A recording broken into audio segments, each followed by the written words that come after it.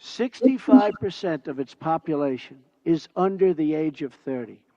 Like all young men and women, they seek great futures to build, great national projects to join, and a place for their families to call home. But this untapped potential, this tremendous cause of optimism, is held at bay by bloodshed and terror. There can be no coexistence with this violence. There can be no tolerating it, no accepting it, no excusing it, and no ignoring it. Every time a terrorist murders an innocent person and falsely invokes the name of God, it should be an insult to every person of faith. Terrorists do not worship God, they worship death. If we do not act against this organized terror, then we know what will happen and what will be the end result. Terrorism's devastation of life will continue to spread.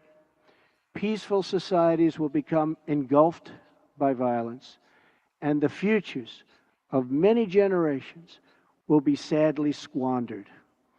If we do not stand in uniform condemnation of this killing, then not only will we be judged by our people, not only will we be judged by history, but we will be judged by God. This is not a battle between different faiths, different sects, or different civilizations. This is a battle between barbaric criminals who seek to obliterate human life and decent people, all in the name of religion.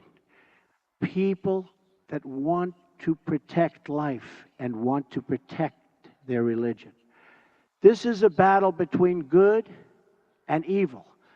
When we see the scenes of destruction in the wake of terror, we see no signs that those murdered were Jewish or Christian, Shia or Sunni.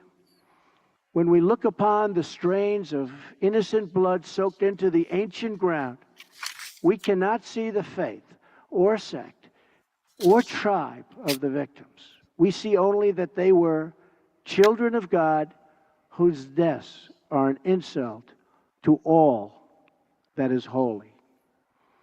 But we can only overcome this evil if the forces of good are united and strong, and if everyone in this room does their fair share and fulfills their part of the burden.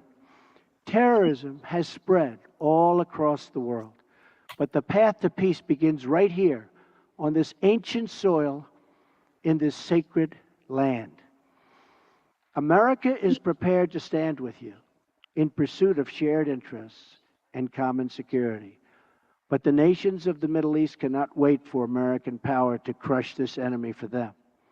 The nations of the Middle East will have to decide what kind of future they want for themselves, for their country, and frankly, for their families and for their children. It's a choice between two futures, and it is a choice America cannot make for you. A better future is only possible if your nations drive out the terrorists and drive out the extremists. Drive them out. Drive them out of your places of worship. Drive them out of your communities. Drive them out of your holy land. And drive them out of this earth.